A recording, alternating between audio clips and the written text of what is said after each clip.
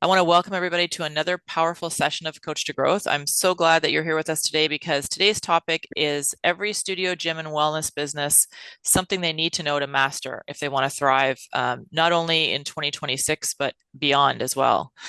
Um, just a few notes that there'll be some engagement that you guys will be doing in the chat. But if you have questions lined up for our presenters today, please put them in the Q&A, and that way we can address them later. And make sure you stick around till the end. There's not only a special offer that our experts are going to be offering you today, but we also give you the opportunity to ask all your questions. So anything that you have that you think of, put in the Q&A. They're going to be answered live. So this is a great opportunity for you guys to actually engage and ask anything that you wish, and you'll get some really great feedback. So please make sure to do that. And before we dive in, I just want to introduce Mary Lee. She has spent more than 2 decades in the fitness and wellness world as a studio owner, educator, author, and product leader. She deeply understands what business owners face every day. And in her role as senior product marketing manager at Wellness Living, she also brings that experience straight into the tools that we build for you. So she's an integral part of how lots of things work within the software. So we're really excited to have her on today. My name's Deborah. I'm the director of channel partnerships with Wellness Living, and Mary Lee will jump in later, but for now, I'm really excited to introduce our featured presenters today. So, two of the most respected voices in the industry when it comes to leadership, retention, and creating member experiences that truly stick. Chris Stevenson, founder of the Empower Group, has presented across more than a dozen countries and most of the US, bringing unmatched energy and insight everywhere he goes.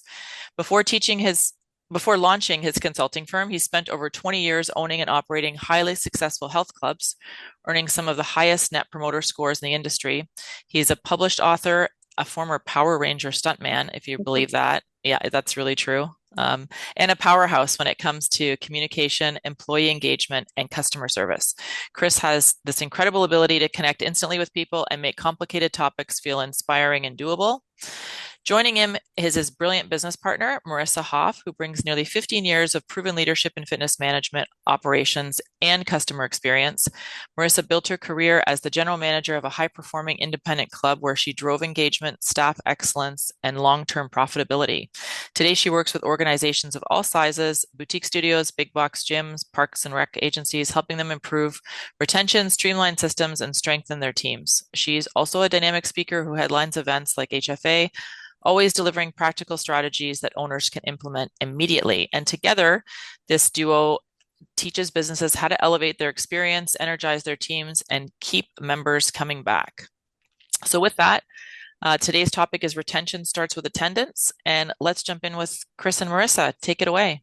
Thank you so much, Deborah. So excited to be here. So, to kick this off, this is an aerial view of our second health club that we won. And as Deborah mentioned, one of the things we did really well was create this incredible member experience. We recognize that all gyms had similar things. We have different formats and that, but Basic is a place to get healthy. Most have treadmills, dumbbells, classes, trainers. So we had to figure out another way to differentiate ourselves. And what we did was we focused on that member experience and how we can absolutely make sure that everybody that leaves our facility leaves going, I can't believe they did that, but in a good way, right? Because Lord knows people leave clubs and studios all the time going, I can't believe they did that, right? So we were nailing it. And to Deborah's point, we had a really high net promoter score, industry leading, and we were doing well. However, when we started to look at the numbers, we realized we still didn't have the retention levels we wanted. We were losing a lot of members. So after going through some cancellation forms and figuring out what was going on, we looked at the most popular reason that people were leaving, and that was non-use. And I venture to guess that's similar for many of you in our industry is, some people do move or some people do find another gym or for whatever reason things change. But more often than not, 75% of your cancellations are non-use. So at that point, we realized, okay, we were doing a good job in the member experience aspects, but we've got to figure out a way to increase usage. So we're going to have to come up with some systems to make sure that when people joined, they were actually getting engaged right from the get-go, staying engaged in many different ways. So that's what we're going to talk about today in this session. We're going to talk about how attendance is so key to retention. So we're going to do simple strategies to keep members coming back. All right. So specifically, we're going to talk about retention, the formula that we use for measuring retention, and give you some data on it. Obviously, you're here, so you're interested in learning more about it, but we want to give you some specific data that will help clarify some of that. And then talk about 3 keys for member retention. And one of the things we want to do is make sure that you leave today with quick wins primarily. So these are things that you can take back and implement tomorrow. So not a long-term project, but something like three different things that you're going to say, you know what? Starting this week, I can implement that. It's easy, it's inexpensive, I can do that. And then I want you to reflect a little bit on what you might want to do as a bigger project. We'll call them a big move.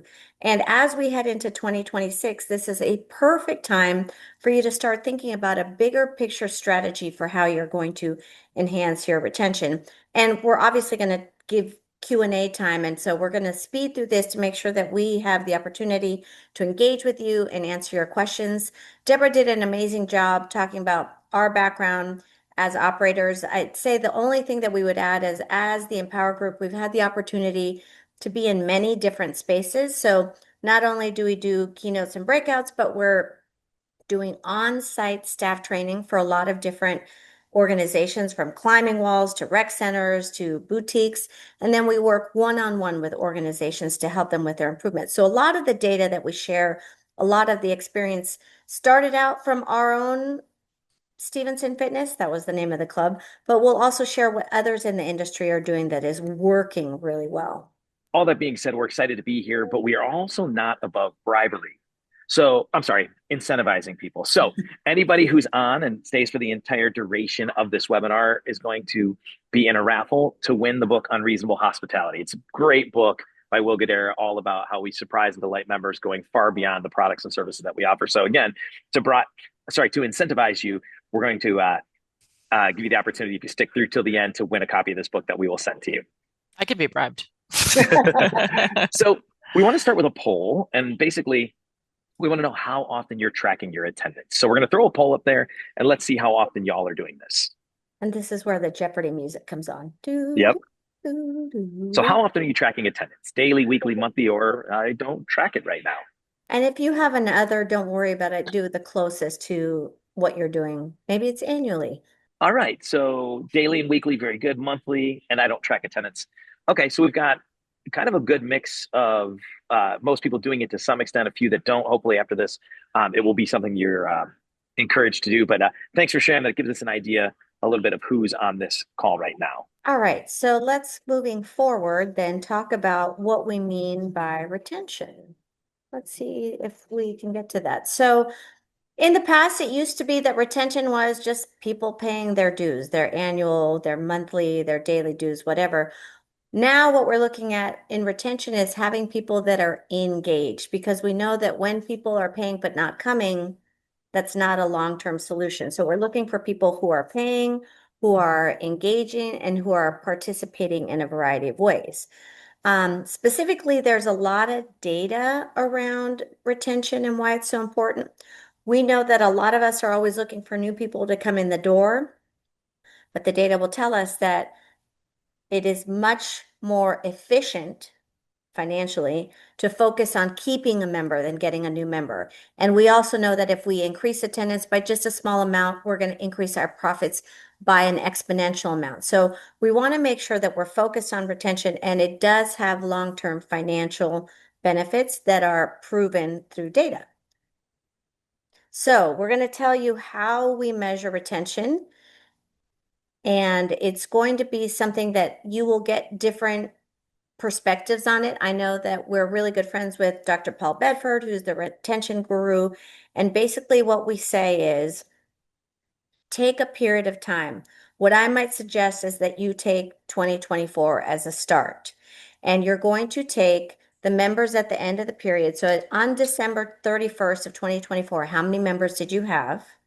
And you're going to subtract the new members that you gained throughout that year. So let's say you had new members joining throughout the year and it ended up being a certain number. You're going to subtract that, divide that by how many you had at the start of the period, and multiply it times 100. So in numbers, we're going to give you, if you had 500 people in your studio at the start of 2024, and then you had, and this is going to be the key. you had 100 people join during that year. You're going to take those numbers, 520 minus 100, and divide it by how many you had at the beginning of the year. So yes, you are going to get these slides.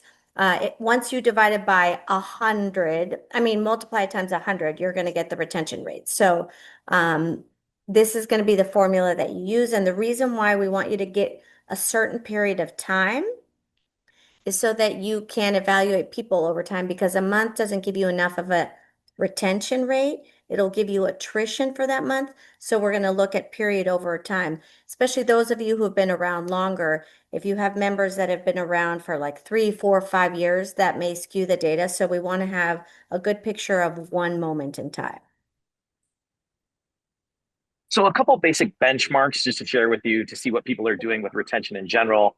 From the HFA, gym members are around 60% retention. Boutique studios tend to be a little higher in retention. And what we've noticed is that people that come more often tend to be retained even higher.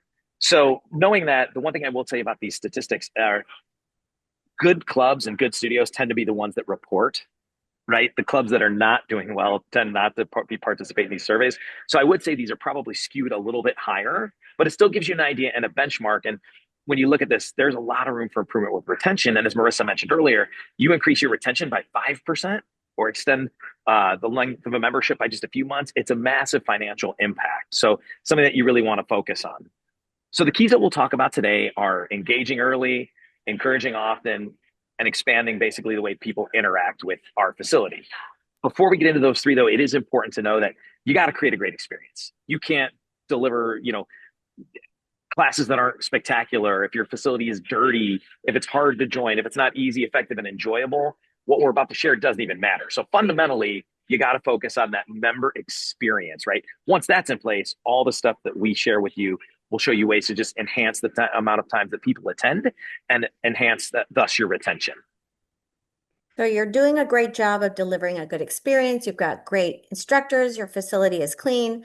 The very first thing you want to think about is how you engage we're going to use the word members. Some of you call them students, some of you call them clients, but how you engage your members early. And specifically, what that means is new member onboarding. So becoming a part of our facility, our studio, is not just a one-time thank you, you joined, welcome. That's a transaction. We want a journey, and we want to be very intentional and craft that journey very specifically so that members feel seen. I think that's going to be something that's really relevant and supported from day one. So a little bit of data, again, you're here, you believe in this, but as far as new member onboarding, we know that those centers, those facilities that have new member onboarding have a 75% higher retention rate. And we know that when you interact specifically, like with intention and have some sort of social interaction, people are more likely to stay. And we'll focus on the first 90 days, but specifically, we know that the first 30 days are absolutely crucial. So if you can't think about doing a 90-day onboarding right from the get-go, think about what those 30 days are going to look like and what you can do to engage them early. So great information, but now the question is, how do we do it? So here's how we engage early. It starts with starting with a warm welcome. So most of our softwares will send out an automated email to people that joined, and that's great, and that needs to happen. But in addition, figure out ways to warm welcome people. So whether that's sending a handwritten note, a postcard, or something that we used to do that worked really well at our facility, was we would call once a week. We'd call everybody who joined that past week, and it was just a welcome call. Because normally if a studio or gym calls you, they're trying to sell you something or they're trying to fix your billing. It literally was a call that said, "Hi, it's Chris from Stevenson Fitness. We're so excited to have you as a member. If you ever need anything or have any questions, we're here to support you. Is there anything I can do for you?" And you'd hear this silence. And then a few seconds later, it's almost like, really? But those are the kind of things that start off with a great first impression that shows that somebody didn't just buy a membership, but we want them to utilize their membership. Once you get that warm welcome, then you want to create a cadence and script for reaching out. So this is basically, as Marisa said, the first 30 days are crucial, but the first 90 days are also pretty important. So creating a system of texts, phone calls, emails that all go out over the course of that 30 and 90-day period to keep people engaged and coming. The one thing to remember is you don't want to create overload with communication. So every piece of communication has to be really valuable, right? So we're making sure that every email, text, or whatever is meaningful. You're either just checking in, or you're telling them that they've visited this many times. If they come one more time, maybe they get a new member reward, but make sure that it's all meaningful. And then after that, the next step is creating a baseline assessment and plan. So, if possible, whether you're a full service gym or a studio, some sort of engagement with another person in your organization. So, saying, hey, as part of your membership, you get a complimentary facility orientation, or a session with a trainer to do an assessment, or with that rowing studio. And Maureen's on here. They do a really cool program where everybody who joins goes through their own little rowing intro, so they actually know how to do it right and get more out of the classes. But you want to make sure that they do some sort of assessment that engages them more.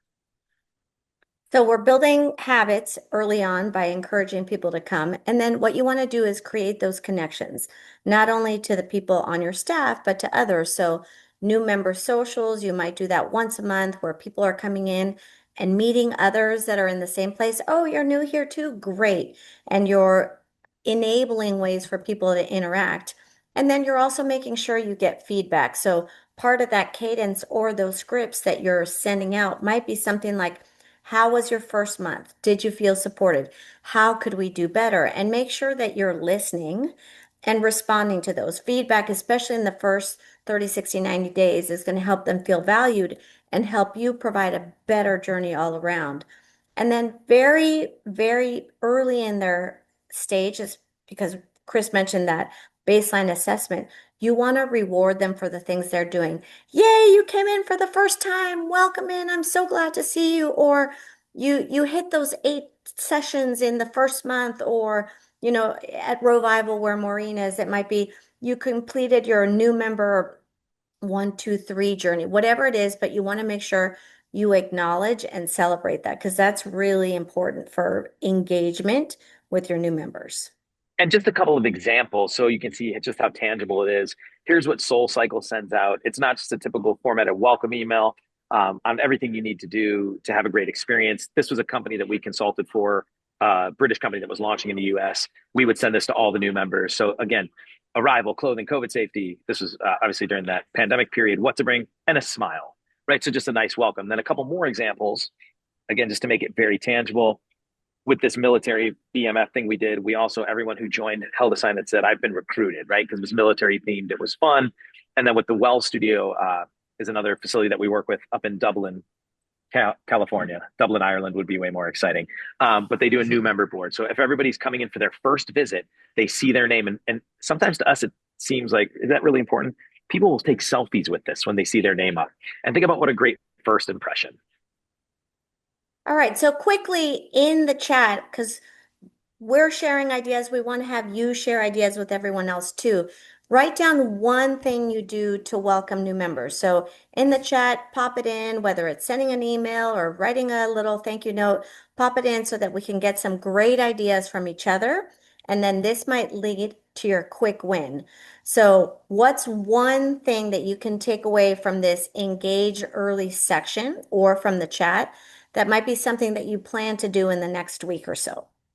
So moving on to the second piece, encourage often. We've got them onboarded. Hopefully they've started coming in. Well, we got to keep them coming in past that 30 and 90-day period. So all we're talking about is tracking attendance, making sure that we're driving that in consistency, because if they show up, they stay, right? Because they're using the facility. So a couple of data points just really quickly, and you can read them yourselves. But basically all of it kind of leads to, if they show up, they don't cancel, right? Because if they show up, it means they're likely getting some results, they're enjoying what they're doing, your experience is good. So again, looking at all that data, it just screams you got to keep them coming once they're onboarded. All right, so from the beginning, we had that new member journey. We're telling them, yes, you bought a membership, but we want you to use your membership. We want to see you here at least twice a week. You know why? Because you're going to get better results. So we're from the beginning letting them know. And for us, we encourage people to come at least twice a week. And that was a number that we set as a KPI. For you, it might be you want everyone to attend at least once a month. So you need to decide what your KPI is around attendance, whether it's that twice a week or whether it's one time at all or whatever it is. Set that KPI and then track it. So that's the cool thing. Some of you said you're tracking daily, monthly, weekly, whatever it is. think about what you'd like them to do, and then reach out and say, hey, we haven't seen you, or you've hit your 8 times this month. Congratulations. Celebrate milestones. We've alluded to this earlier, but anything you can celebrate, celebrate. Whether it's it's a member's 50th class, and we'll show you some ideas in a minute, or a 100th class, or it could be their joining anniversary. Like, wow, it's our 1 year anniversary of you being a member. Because when you start planting seeds uh, with things like that, an anniversary means we're in a long term relationship, right? So then they want to make it to their second anniversary. So figure out all those milestones that are meaningful and make sure that you celebrate and track them. And then run habit building challenges. So again, we're trying to build a habit of coming. So come up with different ways to make things interesting and challenge people. People are so driven by challenges. I know I live off my Apple Watch and closing the rings. So that's just something that motivates me all the time, probably to a psychotic level. Like I should probably be more chill about it. But those kind of things. So figuring out milestones and habits will help. Habit building challenges are going to help you drive attendance and keep people coming. So we're going to do another poll right now just to get a sense of where you are. And there's no judgment, no wrong answers, just to get a sense of where you are. In the last chat, everyone shared some really cool things that they're doing, like a goodie bag when they arrived, or writing their name on a locker and decorating. Super cute. In this one, we want to know, how often are you reaching out to inactive members? So if they haven't come for 7 days, is that when you reach out? Or if they haven't shown up for 14, or maybe you don't do it at all? That's just something for us to get a sense of where we are and what people are doing. So again, Jeopardy music. Da, na, na, na, na, na, na. Or maybe you don't even understand the question, which is fine. Ask it in the chat and we'll make sure to address it at the end when we get to Q&A. So we've got about half of you that aren't really doing that right now, but then we have people all over the place at 7, 14. Some of you are doing 30 or 60. So great.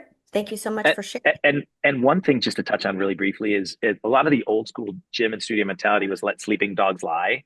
Like if they're not coming, we don't want to bother them. But none of us got in the industry to like milk extra months of payments. We got in here to change people's lives and give them opportunities to improve their health and social spaces. So what we're talking about is figure out that cadence of how often you're going to reach out when people are inactive. However, at some point, like if you've tried over the course of 30 to 60 days and they don't, at that point, you don't see a lot of great results. So at that point, you probably do let sleeping dogs lie. But the point is not let them get to that inactive point. So, don't let sleeping dogs lie until they've been lying so long that you might as well. That's what they want to do. And it definitely depends on your organization. Like Ben was sharing, he reaches out at the end of the semester. When you're a university rec center, you're definitely going to have different situations that come up based on your student population. So you have to tailor that to your students. So that's a really good point. It really depends on who you're serving. So a couple just examples of automated.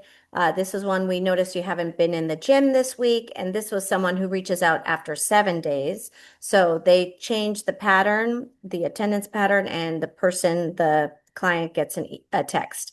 Same organization will reach out and say, hey, congratulations, you've been with us 6 years. We appreciate your loyalty. Thank you very much. That's great. So then just here's a couple more interesting ways to track milestones. This is a bar studio, and you get to sign the bar when you hit 250, 500. You can see how they do that. Marissa in the middle is a very, very big yoga practitioner, and in her 500 classes, they took a cool picture with the background. So obviously, this is something that not only makes her feel good, but something that she can share on social or during webinars. And then this, most workouts in February. Now that's Gen Q is a little psycho. That seems like too many. I mean, February is a short month that she came 68 times. But point being is, depending on your model, you can do things like that. And then just a couple quick more examples. Back to that military brand that we had, we would recognize people with a little dog tag that said 25, 50, 75, and 100 to build that. And Caroline hit that benchmark. And then Caroline ended up at Orange Theory and hit her 1,000th class. So again, just ways to make people feel special about what they're accomplishing. So what's a quick win that you might have from this last section as far as attendance? Something that you can do quickly. Maybe it has something to do with anniversaries or hitting a certain mark. That Well Studio that we talked about in Dublin, they have just a little wall that had 100, 200, 300, and that's where people sign it.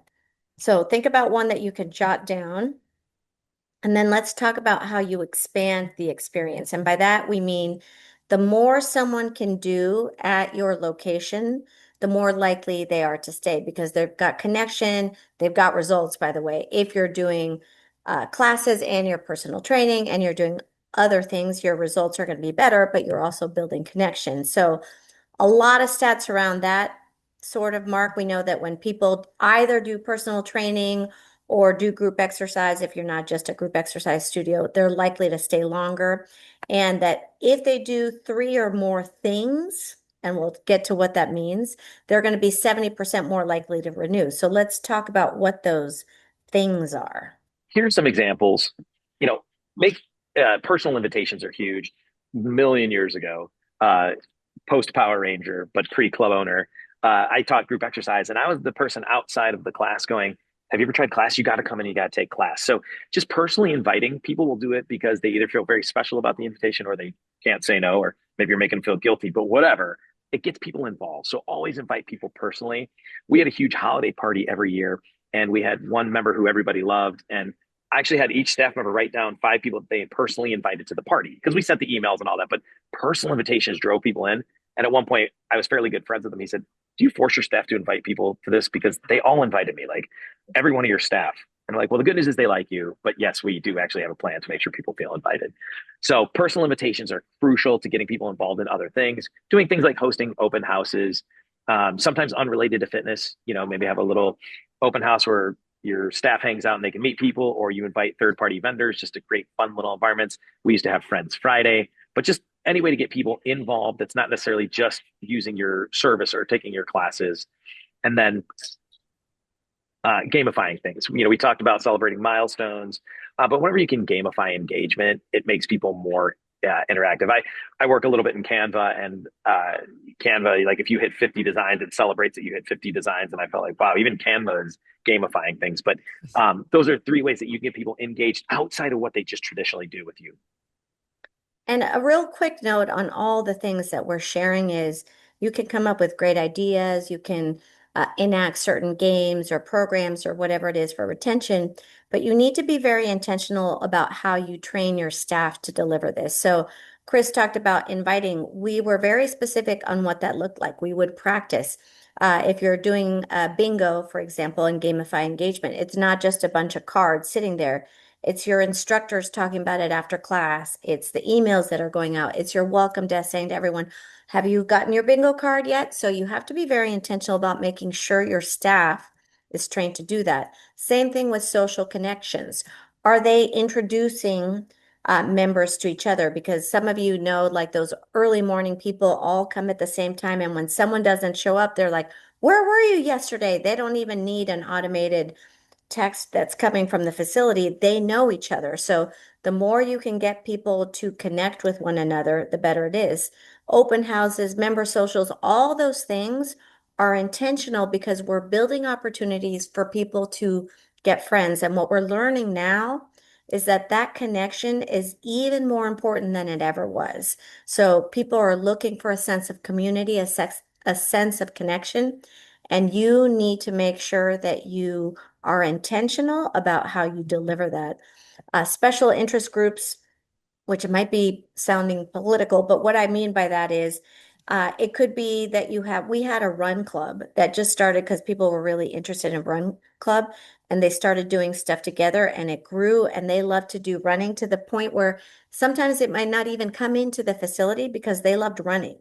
Or it could be a group that's doing a triathlon or a hike, or we're sharing a couple other instances of things like that. We had our morning boot camp, that hardcore fitness that I shared earlier. They also have like a little Facebook group that they created for themselves because they call themselves the Morning Maniacs. So thinking about what other opportunities you give your people to engage. So do you have a book club? So go ahead and put that in the chat. We actually worked with the Parks and Rec Center that had a knitting club. It was just another way to, instead of just coming to the rec center, it was a very tight knit group. Thank you. Thank you, Did folks. you get a sweater But from that? I got a scarf. Nice. Oh, Sarah has a monthly hiking club. Like, I think that would be awesome to just have the opportunity to interact. And actually, I just shared with Chris yesterday a new some data just came out about the opportunity to engage people outside of your club, like literally outside. So if you can create like a branded trail that's like 3 miles long, and let's say one of you has a rec center, I think a couple of you, or a yoga lounge, like a walk near us, and that's the my facility name Walk. That's a great way to engage people. Or a model railroading club. Ooh, that's really cool too. So real quick, some examples of what we mean by that. So doing things like a bingo challenge. This is one of our clients that we work with in Sacramento, and we came up with this bingo program. So the members went crazy because it was this cool, fun, gamified challenge. Um, in the middle, that's one of the gyms that Marissa goes to that we also do some work for. They put a softball team together. So again, it has nothing to do with taking classes. It's just another way to engage. And this is the Fit Mamas Club that they've created over here at the Newtown Athletic Club. But just think of it this way again, if somebody comes to you for one thing, the likelihood that they leave is higher. If they come, they take your classes and they also are on your softball team and they're also participating in a challenge, the more likely they are to stay. So just diversify the way we engage with you and get them engaged in as many ways as possible. So for yourself, what's a quick win? What's something like, oh yeah, I used to do that and now I don't do it anymore. Or, you know what, I really want to think about how I start a hiking club, and that's something that you can start. So write that down. We have a quick win for uh, engaging early, a quick win for encourage them to come often, and now your third quick win on how you can expand their experiences. And in reflecting on all of those, what is a big move that you might want to consider? Tackling a big project that might be something that's going to help you move the needle with retention. Maybe it's tracking attendance, or maybe it's automating certain parts of the journey. But write that down. This is a separate little area where you're going to commit to yourself to doing something that's going to help you do better in the area of retention. So again, thank you everyone for being here. We appreciate you taking the time. And know that the three things we shared a ton of content in a very short amount of time. So you'll have our contact info so you can reach out with questions. Secondly, a great thing about having all of you incredible professionals on this is what you're sharing in the chat, inspiring each other, giving each other ideas. And part of webinars are about learning and part are confirming that you're doing some of the right stuff. So there's probably a lot of head nodding, like I do that. So that's very good. But if you do these three things, you get them onboarded, you keep them coming by tracking their attendance and reaching out when they're not making it, and you find ways to get people engaged in different ways with your organization. It's going to lead to all the business successes that we're looking for, right? We're going to increase revenue, we're going to increase retention, we're going to increase referrals, and we always talk about that being the 3 R's of success in a fitness business. But what's more important than that is we all got in this industry to change lives. So ultimately, when people come to us on a regular basis, we are accomplishing our mission and our vision as organizations. So again, ultimately, by having people show up, we hit our business and organizational successes, but we're empowering people to live healthier lives. And I'm not sure that there's much better than that.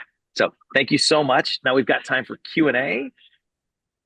Yeah, I think also, I mean, that presentation was amazing. It really nailed down some like a blueprint for retention. I think the engage early, encourage often, and expand experiences.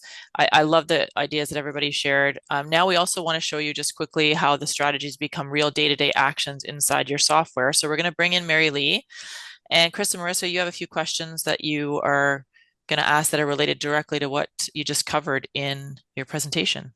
The first question had to do specifically with, was it automating? Let me look it up because now I have a chat on one end. Yeah, we were going to talk about the onboarding journey. Okay. Yeah, yeah, Which what struck me looking at your presentation is just the fact that onboarding, it's not just an event, right? It's a whole journey, and you want to be building that connection from day one over time, that 30 days, that 90 days. And obviously, if you're just a great business owner and a great personality, you can do that, but you can't, as you scale, do it on your own. You need to operationalize that great big hug that you want to give everybody that walks through the door, and that, hand holding, that guiding them from their first visit all the way through the journey towards their goals. So there's the experience which you talked about. They're greeted warmly. They're getting these ongoing communications. They have a baseline that you're establishing with them. They're getting feedback, giving feedback, having opportunities to give feedback. So all of that is a great client experience. So what does that look like behind the curtain when you want to operationalize it? Again, this cannot be manual because you'll die as a business owner, speaking as a former business owner. You want to make all of this just a well-oiled machine, seamless process. So, okay, let's start with greeting warmly. Your front desk, they know who's coming in the door. They know that, at the beginning of the day, they're looking at that list, who's coming in for the day. They're putting the names on the board of the new people, or they're writing that personalized note for the new client. How does that happen? Well, in Wellness Living, you can create personalized dashboards for each staff role. And I've seen a lot of our customers do this with great success.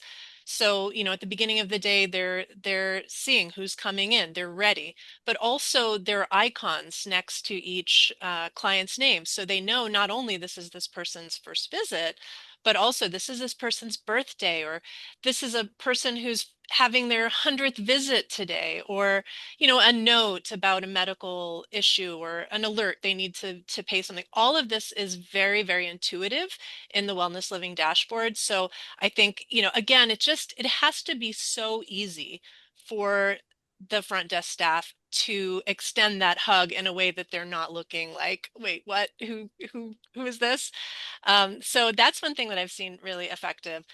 You did talk about the automated marketing cadences. So that can be email, that can be SMS, push. So you just want to think about your audience in the right channel. And that's where the client segmentation is really valuable, because you've got different kinds of clients at different phases of the journey or with different needs. Some are at risk, some are brand new, some, are on a trial offer, whatever it may be, to be able to easily segment those groups of clients and then send them the right message at that right cadence automatically, because again, cannot track it in your brain, impossible. But if your system can do that for you, it's easy. So they get their first welcome email, they get those regular check-in emails, and then talk about the journey. You want them at the end of that trial period to convert, so some kind of past conversion offer or whatever that may be.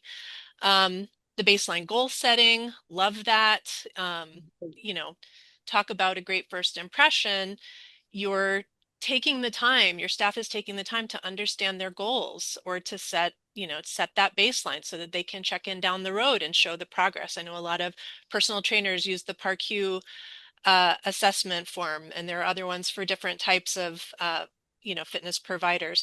All of that, using the Wellness Living forms, integrates right into the client profile, seamless. Lastly, another thing you mentioned, the feedback. Automated surveys after they come in, Mhm. or reviews, automated review collection. So, how was your visit? You get that review, you can respond right away. So just all of these are ways you have to be able to operationalize it. And that's where the technology can be really powerful, really an enabler of this great client experience. And Mary Lee, I think someone had said in regards to tracking attendance that one of the triggers for reaching out to someone is when a staff member may notice that someone has been gone for a little while. And Yes. how can we use wellness living? Because I know sometimes that, like, oh, where has Deborah been? Now that I think about it, I haven't seen her. Has it been a week? Has it been a month? So what can we use to make sure that we're tracking it automatically without relying on our busy brains that already have so many hats? Absolutely. So that's where you want the automated um, client groups. So, you know, deciding how many days has it been before you're concerned that they haven't been in. Is it 14? Is it 21? Is it 90? You can create a client segment that automatically updates, and then triggers a, a campaign to check in with that person. Maybe you're sending a discount code, or something else. Um, the other thing I think that's really, really powerful with Wellness Living is the ability to slice and dice reports to get that exact information that you need for whatever it is that you want to track. A lot of filtering possibilities, and then you save that report as your favorite, and then you put it on a dashboard. And maybe it's a particular slice that only your manager needs to see, or maybe it's a slice that your personal trainers need to see. Like, I don't know, I'm pulling off the top of my head, but someone has a pass that's about to expire, or somebody, hasn't been in a certain period of time, or whatever it may be. I mean, there's a lot of specific customizations that you can do in that way. And I think that is really key. You want that kind of faux personal, like you're really attuned. I mean, I guess that's not negative at all. It's like the automation is enabling you to actually focus on the relationship rather than the tracking all of the information for your hundreds or thousands of clients. And we tried to do ours at 7, 14, and 21. So we Hmm. would reach out 3 times. If you're not doing that currently, I think Dr. Bedford had suggested day 17.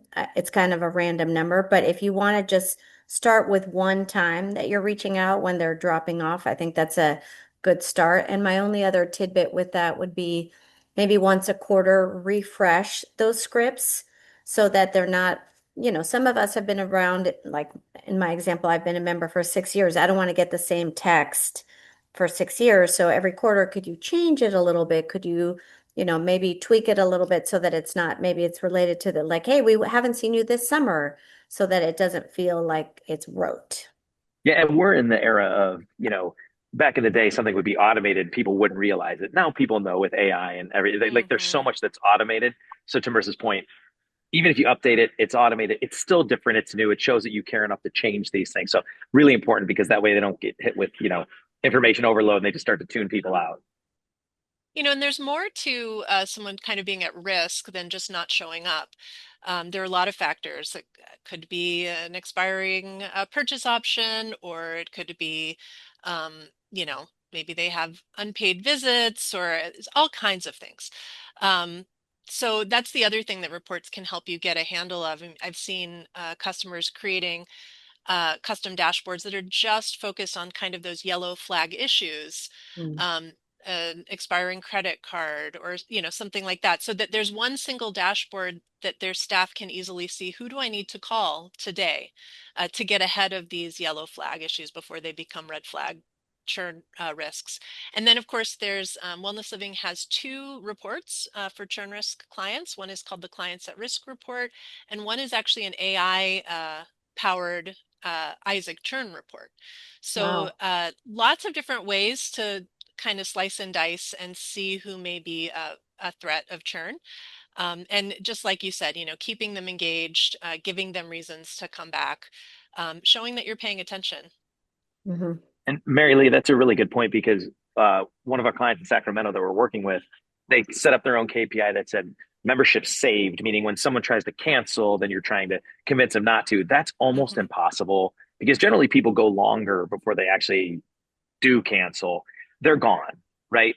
So to your point, with these tools to show when somebody might be at risk and you can solve that problem upstream and not let them get to that point. But don't set KPIs to like try to convince someone not to cancel because that becomes a bad experience and then people don't want to come back. So very Yeah, powerful tools again to catch people when you need to not let them get to the point of cancellation.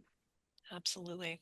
And in terms of operationalizing, there's a couple different ways about it. We do have clients where that's one of the welcome desk tasks when they're on shift. They're going to look through some specific reports and reach out as part of their day. Or some people might assign someone. So it could be uh, someone who's been around for a little bit longer that understands the intricacies of wellness living, and they're in, 5 hours a week, and that's all they do is look at the reports and then reach out to people. So it could be that you have a retention coordinator or a membership experience consultant, whatever it is, or you find ways to make sure that your regular people are doing that as a part of their shift on a regular basis.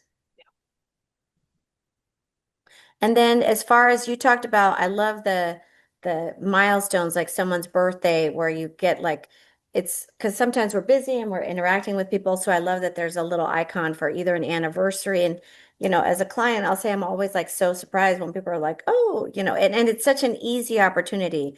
Anniversary, you hit a certain number of workouts, etc. But what about like running a challenge or something like that? How might that work? Yeah. So one of the features I really love most about Wellness Living is so we have rewards and you can customize those for whatever you want. So that's a great tool for running a challenge where you can give reward points. Um, let's say it's by how many days that you come in or by, hitting some other kind of threshold within the workout even. But uh, there's a leaderboard, so you can really gamify it with your client base, so they can see where they, Mm. measure up in the leaderboard. I think that's really fun. It's visible right there in the app, so that's a great way. And the other thing that I think, when I read somewhere that, it's easy with children's programs, right? Because parents are very motivated to pay for their children to continue, a music program or whatever over time. But with adults, what is it that keeps them coming back, whether it's fitness or some other form of activity? It's that sense of progress, that sense of that Mm. journey that they're going somewhere, they can feel their progress. And, Mhm. in martial arts, there's belts tracking. But other kinds of fitness can do the same thing. Natalie's here with Griffin's Boxing. They're a boxing gym. They use belts. I mean, they call it something different. It's like wraps on their boxing gloves. But Mhm. I've Yeah. seen this with pole dancing, with gartered, colors of garter belts. I used it in my Pilates studio with spring colors.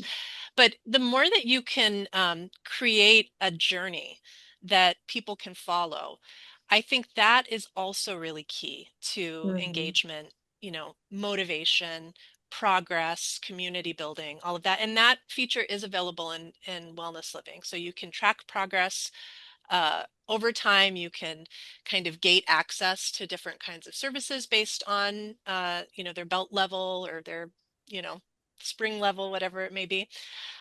So yeah, there's just lots of ways And, to engage people. and that's a really good point because we're in that one industry where you buy a membership and nothing happens, right? You have access to a facility, and then your fitness goals take a long time.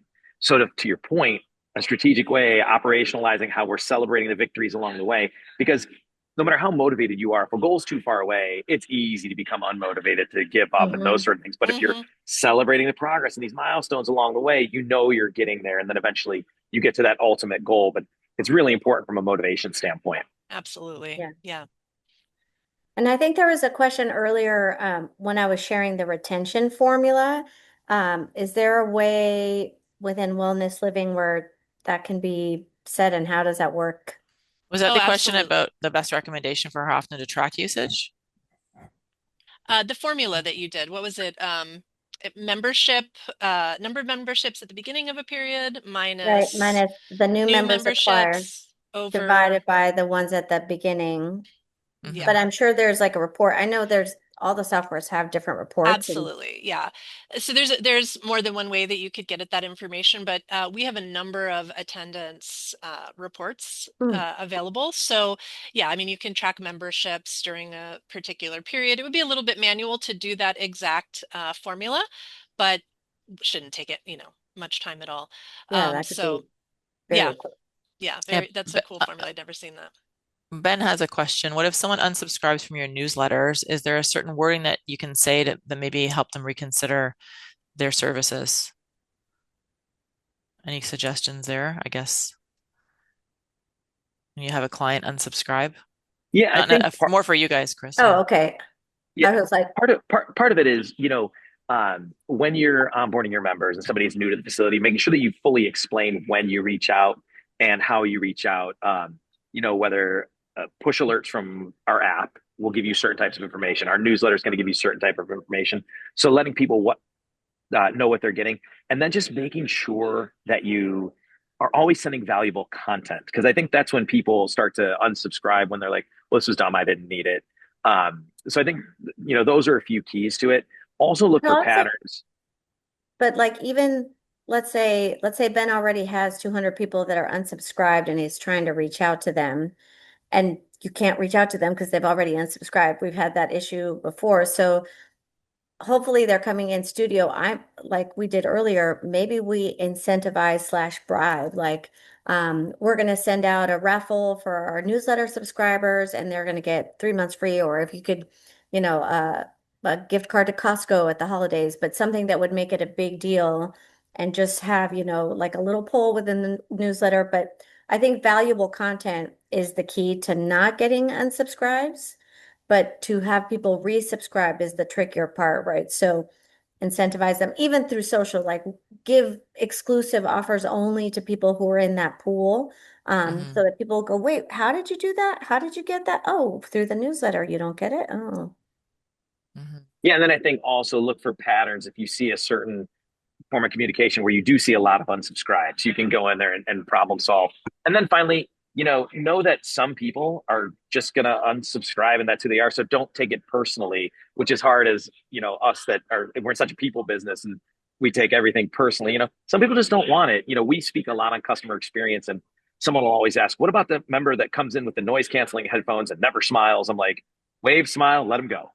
Even though with any other member, we'd say give them a warm welcome and use their name and make it friendly. That's just them. But a majority of people, as long as you're providing great content, are going to stay engaged.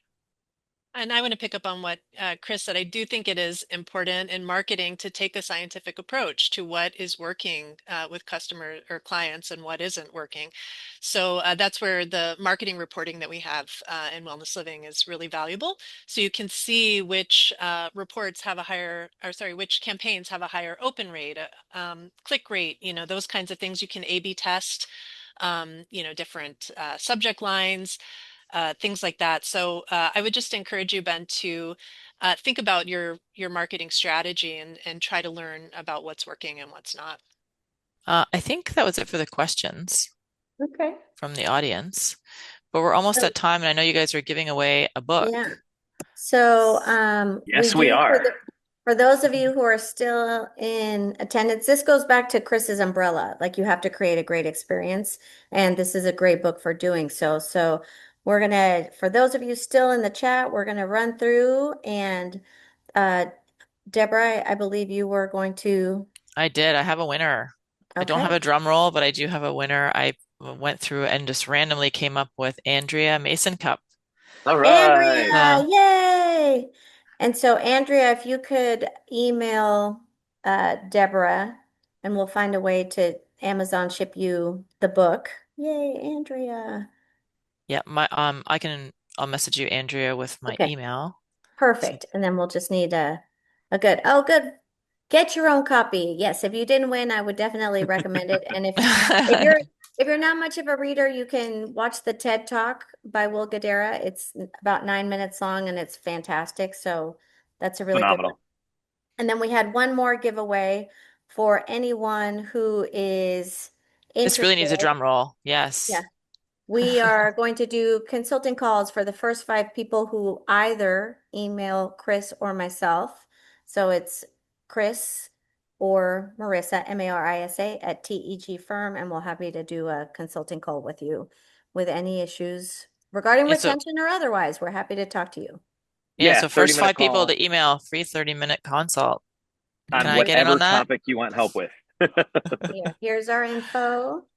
And again, want to thank everyone, especially Wellness Living, for giving us the opportunity to interact with you all and uh, share a little bit of wisdom that hopefully you take those quick wins and don't let life get in the way. Think about these 3 things that you can implement before the end of the year, and let's consider what your big moves are for increasing retention in Yeah, 2026. take action. Remember, knowledge is potential, but action is power. So all the magic happens when you take some of these best practices and you implement them. Thanks, everybody. We really appreciate you guys being here. It was an awesome presentation. Lots of great strategies and tools that people have walked away with. I love the sharing too. There were some great ideas in there Yep. that the audience also shared as well. And thank you, Mary Lee, for tying it all together. And if anybody is interested in taking a demo, actually, you can do that if you want to see the software live. I'll just put that in the chat for those of you who may have missed that. And yeah, you're welcome to actually see live and ask any questions you want in a demo, how maybe the software might be able to help you optimize some of these tools or other strategies that you're using in your business right now. So I'll put that in the chat. And if you guys want to say your farewells. All right. Thanks, everyone. Yeah, thanks for being here. We appreciate Happy you. Thanksgiving for those of us in this part of the country that celebrate it. Yes, happy Thanksgiving to all those who aren't Canadian. There were lots, but Yeah. a All good chunk. right. Thanks, Bye, everybody. everyone.